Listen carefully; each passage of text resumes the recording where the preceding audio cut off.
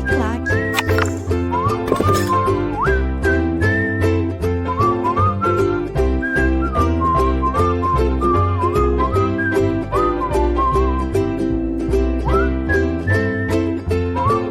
É isso aí, pessoal. Estamos chegando à nossa quarta aula sobre a teoria geral dos contratos, seguindo a análise da classificação dos contratos. No último bloco, terceira parte, nós falamos sobre os contratos unilaterais, sobre os contratos sinalagmáticos, plurilaterais.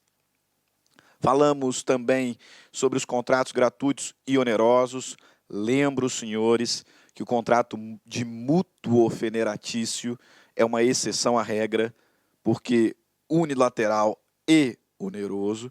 E terminamos falando sobre um tema que é pesado, mas não é difícil, só muito teórico, né?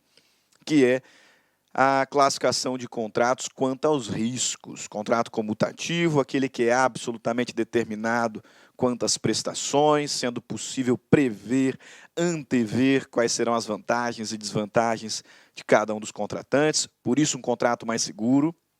E os contratos aleatórios, aqueles em que a prestação de uma ou de ambas as partes não é absolutamente determinada desde a sua celebração, não sendo, portanto, dotado de certeza. Trata-se de espécie contratual que envolve risco, envolve sorte, quanto à existência de coisa futura, quanto à quantidade de coisa futura, ou com relação à coisa que existe, mas exposta a risco. Contratos aleatórios. Seguimos agora as classificações. Quarta classificação, classificação de contrato quanto à formação. E aqui também duas espécies, contratos paritários e contratos de adesão. Você sabe, contrato de adesão é aquele que já vem pronto, né? E eu não tenho uma liberdade contratual, eu apenas aceito ou não aceito. Minha autonomia se limita à liberdade de contratar.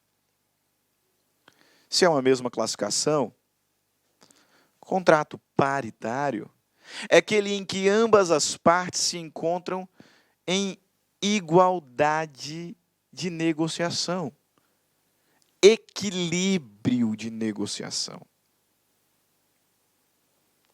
Ou seja, ambas as partes, além da liberdade de contratar, também têm liberdade contratual.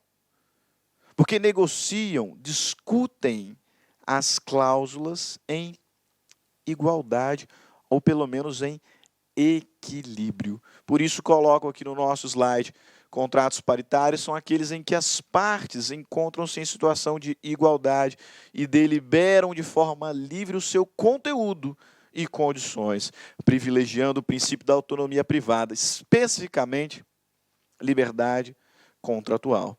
No contraponto, contrato de adesão ou contratos de adesão são aqueles em que apenas uma das partes escolhe as cláusulas, em que apenas uma das partes delibera o seu conteúdo, determina o seu conteúdo. Ou seja, apenas uma das partes tem liberdade contratual, cabendo a outra aderir ou não. Cabendo a outra parte aceitar ou não o contrato, nos termos em que for apresentado. Por isso, de adesão. Um dos contratantes não tem liberdade contratual, mas tão só liberdade de contratar. Ele contrata se quiser, mas não delibera o conteúdo. Por isso, de adesão. Contratos de adesão são aqueles em que apenas uma das partes estipula suas cláusulas, impondo o conteúdo negocial, de modo que a outra resta apenas aceitar ou não. O artigo 54 do Código de Defesa do Consumidor nos traz o conceito de contrato de adesão. Professor, por que consumidor? Porque a maioria dos contratos de consumo são de adesão. Né? O contrato de consumo das suas variadas espécies, né? Geralmente são contratos de adesão. O fornecedor já apresenta o contrato pronto e o consumidor aceita ou não nos termos como foi apresentado. Ou seja, a margem negociativa do consumidor é muito baixa, né? Muito restrita.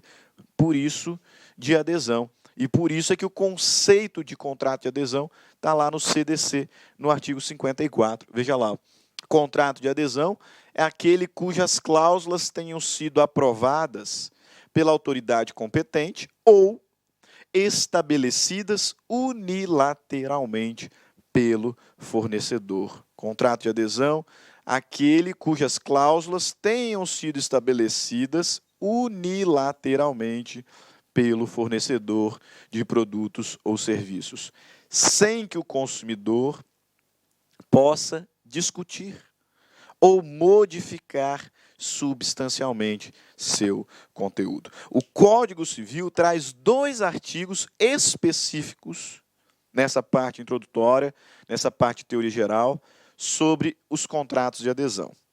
O Código Civil, na primeira parte, bem no início da disposição sobre contratos, ele nos traz 2 artigos, inclusive, que já mencionei várias vezes em aula, específicos para os contratos de adesão. Um deles, artigo 423.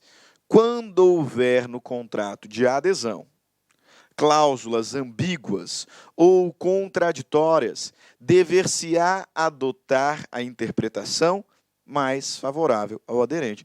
Porque o aderente é hipossuficiente nessa relação, né? O hipossuficiente já está desprovido de uma segurança negocial, porque o contrato vem pronto, ele aceita ou não.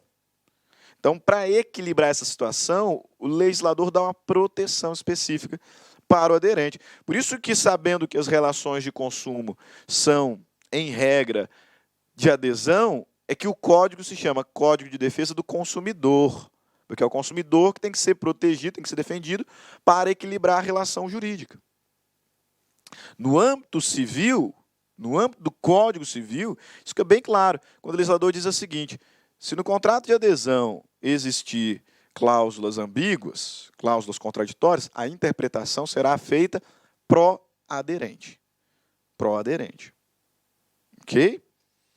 E o artigo 424, nos contratos de adesão, são nulas as cláusulas que estipulem a renúncia antecipada do aderente a direito resultante da natureza do negócio. Né? Já fiz várias vezes menção a esse tipo contratual.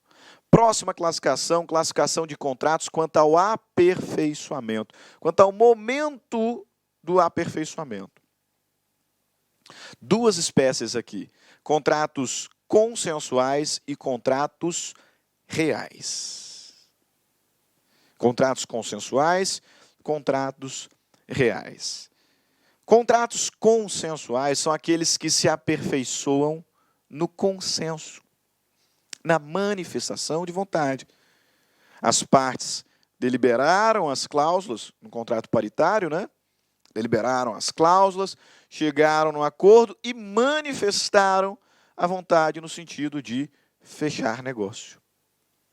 Neste momento, o contrato, então, passa a existir para o mundo jurídico.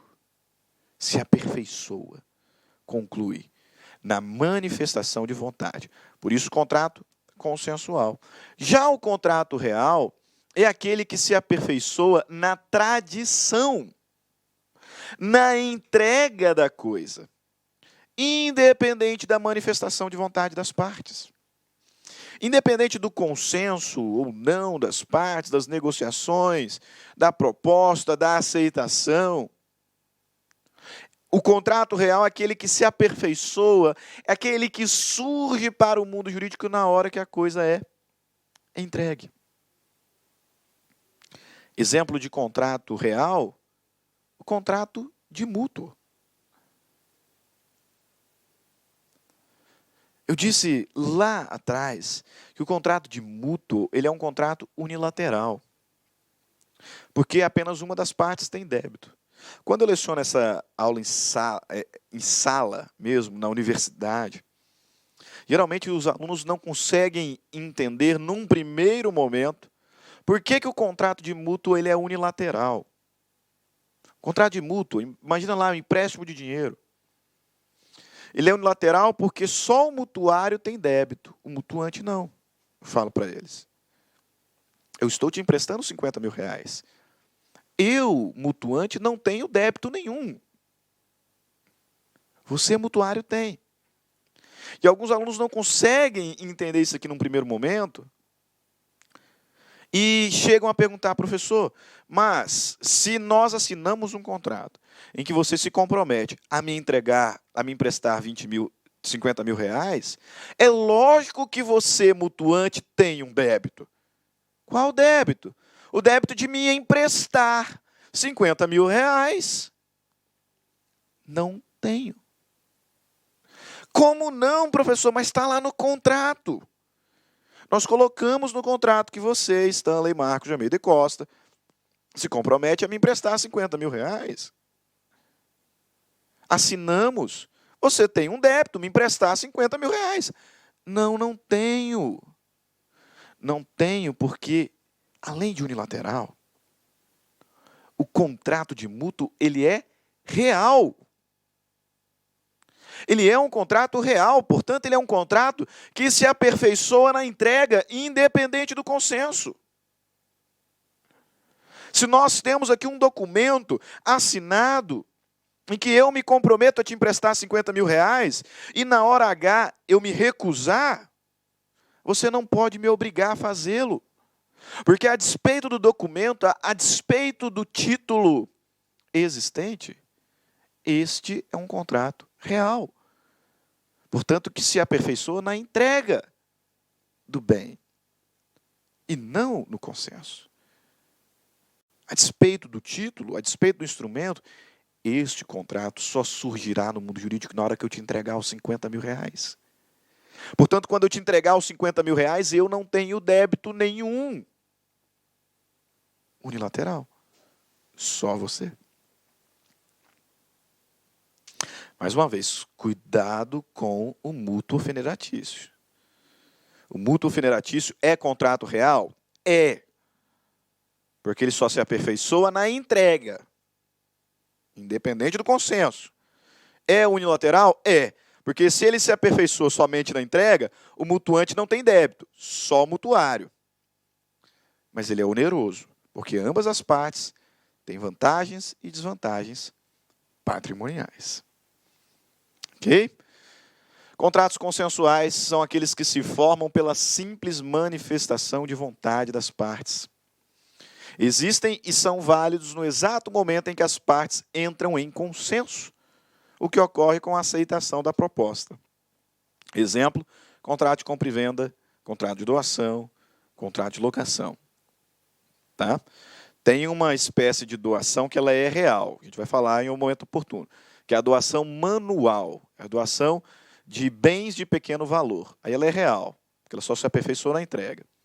Mas, em regra, a doação é consensual, se aperfeiçoa no consenso, na manifestação de vontade. Assim como a locação e assim como a compra e venda. Professor, dá um tempinho aí. Dá uma pausa aí.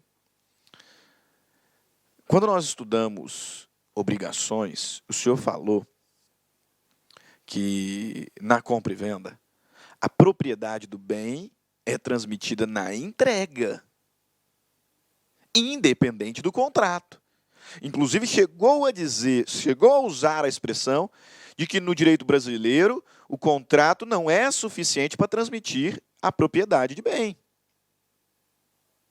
Que, apesar do contrato existente, até a entrega da coisa, o vendedor ainda é o dono da coisa móvel. Seu raciocínio está correto. Então, a compra e venda não é um contrato real, não? Porque ela depende da entrega. A compra e venda é um contrato real. Não, não é. A compra e venda depende da entrega para produzir o seu efeito, que é a transmissão da propriedade. Lembra, o contrato é negócio jurídico. Plano da existência, validade e eficácia. Na compra e venda de coisa móvel, a propriedade do bem só é transmitida com a entrega. Isso é efeito. Último degrau da escada pontiana. A tradição é essencial para o contrato de compra e venda, mas para que ele produza seus efeitos. Da mesma forma que o registro, quando relacionado a bem imóvel. Agora, para que exista primeiro degrau da escada pontiana, basta o consenso. Portanto, este é um contrato consensual. A compra e venda é um contrato consensual. Depende da vontade das partes para se aperfeiçoar. A entrega é necessária? É, mas para a produção dos efeitos. Contratos reais são aqueles que se aperfeiçoam, que surgem no mundo jurídico com a entrega da coisa, com a tradição, que lhe serve de objeto, não sendo suficiente apenas a manifestação de vontade. É o caso do comodato, do mútuo e do depósito. Sexta classificação, contratos quanto à formalidade, que também em duas espécies. Contratos formais, também chamados de solenes, e contratos informais ou não solenes. A regra do direito civil é de que o contrato ele é informal. É de que o contrato é não solene. Se você buscar no seu código o artigo 107, o legislador vai dizer: a manifestação de vontade não depende de forma, exceto quando a lei assim exigir. Portanto, a regra do direito obrigacional, do direito negocial, contratual, é de que os contratos eles são informais. Por quê? Porque eles não dependem de forma para sua existência e validade. O contrato verbal é válido no direito brasileiro? Em regra, sim. Você está me vendendo o seu celular, a gente não assinou nada. Você tem alguma dúvida de que existe um contrato aqui? De compra e venda? É óbvio que existe. E válido. Porque, em regra, os contratos são informais. Artigo 107 do Código Civil. São de forma livre. Não dependem de forma para a sua validade. Artigo 107. A manifestação não depende de forma, salvo quando a lei assim exigir. Em regra. Regra que comporta exceção. O legislador diz: a manifestação não depende de forma, salvo quando a lei assim exigir. Portanto, existem situações em que a lei exige forma. E nestas situações, o contrato será solene. O contrato solene é aquele que, por determinação legal, deve observar forma. Contratos solenes são aqueles que devem observar forma prescrita em lei, sob pena de nulidade. Exemplo, artigo 108. Já que o legislador no 107 traz a regra, manifestação de vontade não depende de forma, exceto quando a lei exigir.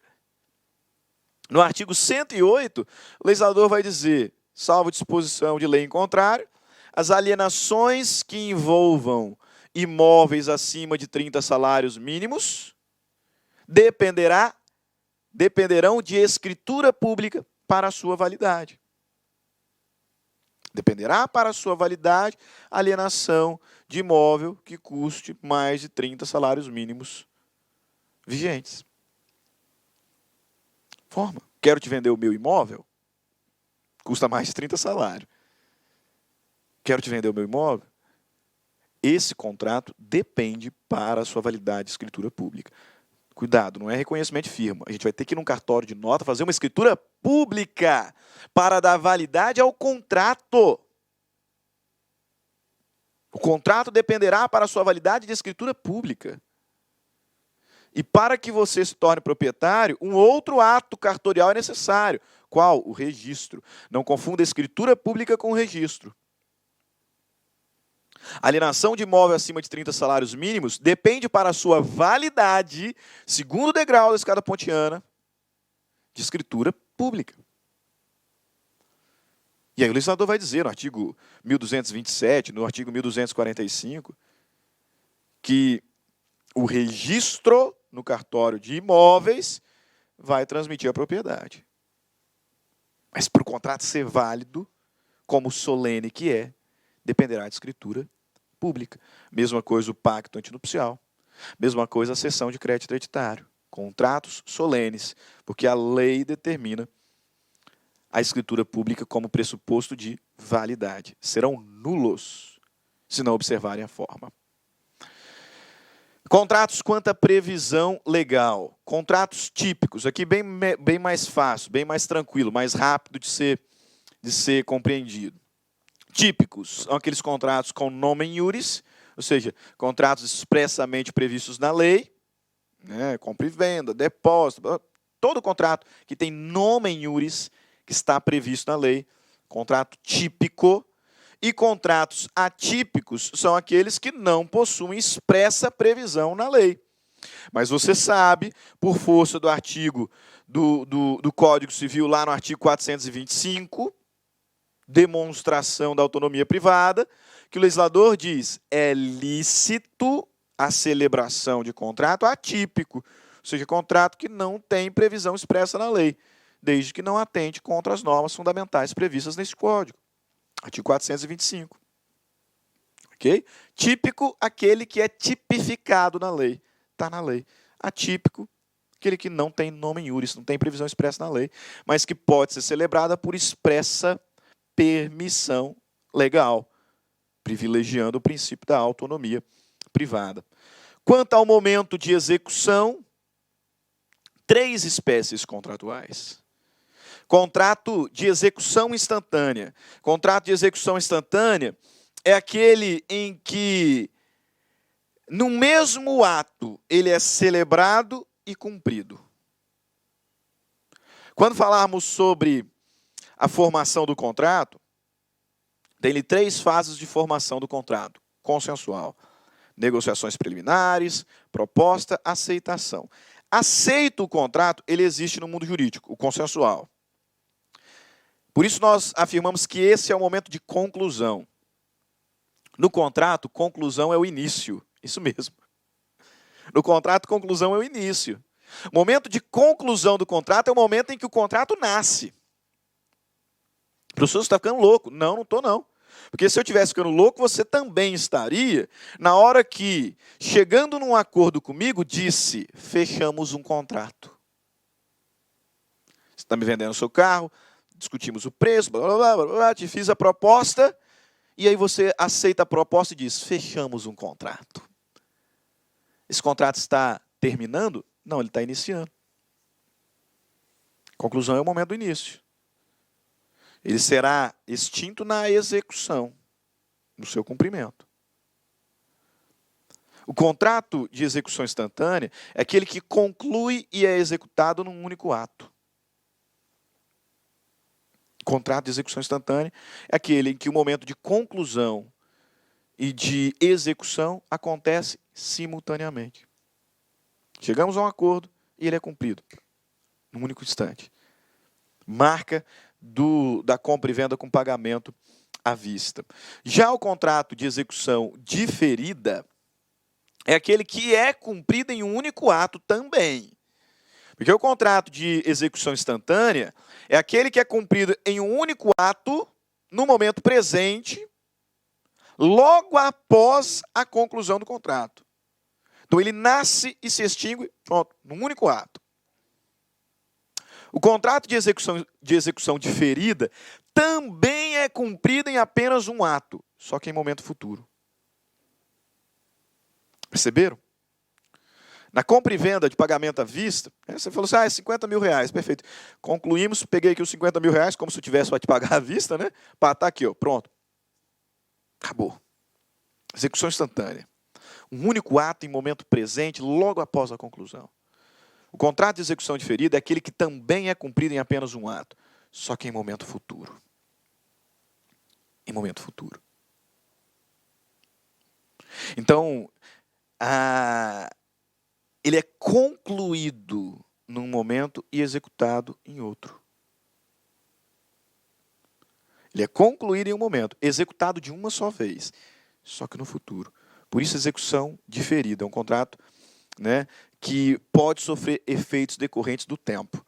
E a última espécie de contrato nesta classificação, contrato de execução periódica. Como é que é o contrato de execução periódica? É aquele que é cumprido num momento e executado várias vezes, de forma passionada, no tempo, por isso periódico, de forma sucessiva.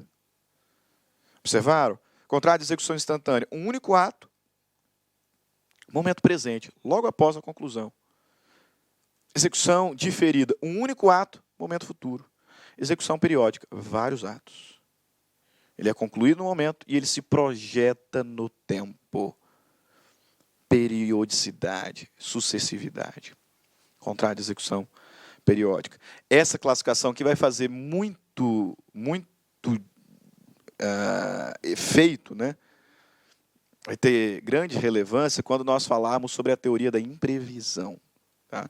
Nós não estamos falando sobre classificação à toa. Você tem que saber classificação, porque isso aqui cai em prova. A matéria é teórica, mas ela tem repercussão prática.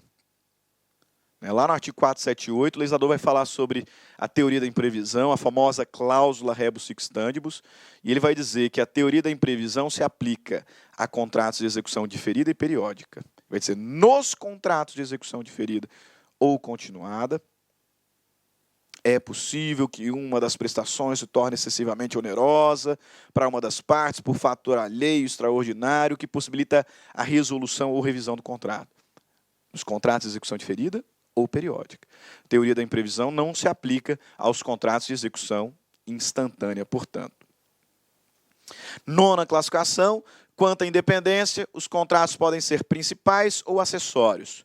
Principal, o contrato que existe em si mesmo, não depende de nenhum outro contrato, não depende de nenhuma outra relação jurídica para que exista. Já os contratos acessórios são aqueles cuja validade, cuja existência e validade depende de um outro negócio. Depende do principal. Quer ver? Você pode fazer um contrato de locação sem fiança? Pode, é óbvio. Então, o contrato de locação é o principal, né? Não depende de nenhum outro. Nós podemos fazer um contrato de locação imobiliária sem garantia nenhuma? Podemos. Por que não? Agora, eu viro para você, digo, vamos fazer um contrato de fiança? Mas para garantir o quê? Você, não, para garantir nada não. É porque eu quero fazer um contrato de fiança. Faz algum sentido? Nenhum. Contrato de fiança é um contrato acessório. Porque ele depende de um outro contrato para existir, e para existir validamente. Está umbilicalmente vinculado a outro negócio jurídico. Você, noivo, né, vira para sua noiva, ou você, noiva, vira para o seu noivo, e diz, vamos casar.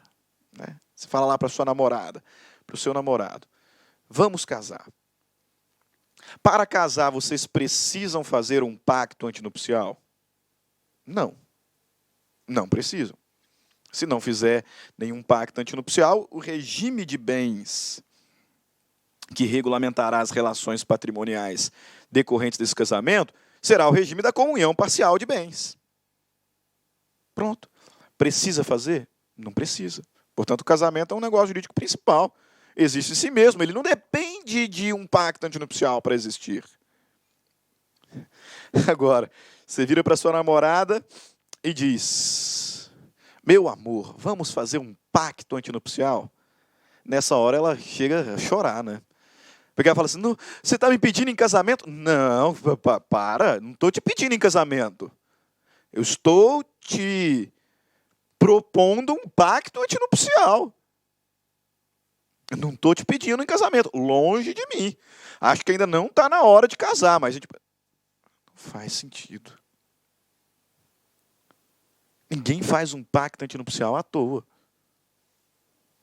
Faz pacto antinupcial quem está se programando para casar. Portanto, ele é um contrato acessório. Acessório. Percebe? Principal é aquele que existe em si mesmo. Acessório é aquele que depende de outro para existir, depende de outro para ser válido. Tá? Qual que é a importância dessa classificação? Aplicação do princípio da acessoriedade. Acessorium sequitur Accessorium sequitur principale, ou accessorium sequitur sum principale. O acessório segue a sorte do principal. Se o contrato de locação for julgado nulo, a fiança também é extinta. Porque a fiança é acessória, mesmo que esteja perfeita. Se o casamento for anulado, o pacto também é. Mesmo que o pacto antinupcial não tenha nenhum defeito, porque ele é acessório. Agora, se a fiança for anulada, a locação não será. Se o pacto antinupcial for anulado, o casamento não será. Porque o acessório segue o principal e não o contrário. E para concluir a nossa aula, última classificação, tá? Classificação quanto à pessoalidade. Nós temos contratos pessoais e contratos impessoais. Contratos pessoais são aqueles que estão vinculados à pessoa do contratante. Portanto, se um dos contratantes morrer, o contrato será extinto. Contratos que estão vinculados à pessoa do contratante. É o caso, por exemplo, da fiança. Fiança é um típico contrato pessoal. Se o fiador morrer, acabou a fiança. Outro exemplo de contrato pessoal, contrato de emprego. Para quem gosta de direito do trabalho. Quando a gente trabalha os elementos da relação de emprego, já vê lá que o empregador tem que ser pessoa física, pessoa natural, pessoalidade, onerosidade, subordinação, não eventualidade. Tem os elementos que caracterizam a relação de emprego. Tem que ser pessoa física, subordinação, onerosidade, não eventualidade, pessoalidade. Pessoalidade. Eu sou seletista na universidade. Eu sou contratado pela universidade, carteira assinada, beleza. Se eu morrer, a universidade não pode exigir que a minha esposa vá lá dar aula. Que o meu filho vá lá dar aula. O contrato vai ser extinto. Por quê? Porque ele é pessoal. Intuito persone. Personalíssimo. Contratos impessoais são aqueles que não estão vinculados à pessoa do contratante. E a consequência é que, se o contrato não for pessoal, falecendo um dos contratantes, a obrigação será transmitida por herança. O contrato de compra e venda é um contrato pessoal. Eu comprei o seu carro por 50 mil reais. Aí você me entregou o carro. Me deu o carro, beleza. Eu vou te pagar daqui a um mês. Obrigação de execução diferida. Eu vou te dar 50 mil reais daqui a um mês. Aí eu faleço. O contrato acabou? Não. Meus herdeiros estão obrigados a pagar esses 50 mil reais, até porque eles vão receber o carro. Portanto, transmissível por herança. Não é um contrato personalíssimo. Não é um contrato personalíssimo. Ok? Essas foram as aulas sobre classificação de contratos. Nas duas primeiras falamos sobre princípios, nas duas últimas sobre classificação. Reforço, são dois temas muito cobrados em concurso, especificamente classificação. Como são dois temas extremamente teóricos, todavia muito cobrados em concurso público, separei um bloco só para resolução de questões. Vamos lá trabalhar juntos algumas questões para colocar em prática todo esse conhecimento sobre princípio e classificação dos contratos. Não perca o próximo bloco, então. Te vejo daqui a pouquinho, resolvendo algumas questões de concurso público para aplicar o nosso conhecimento adquirido até aqui. Ok? Grande abraço. Até daqui a pouco. Clique lá.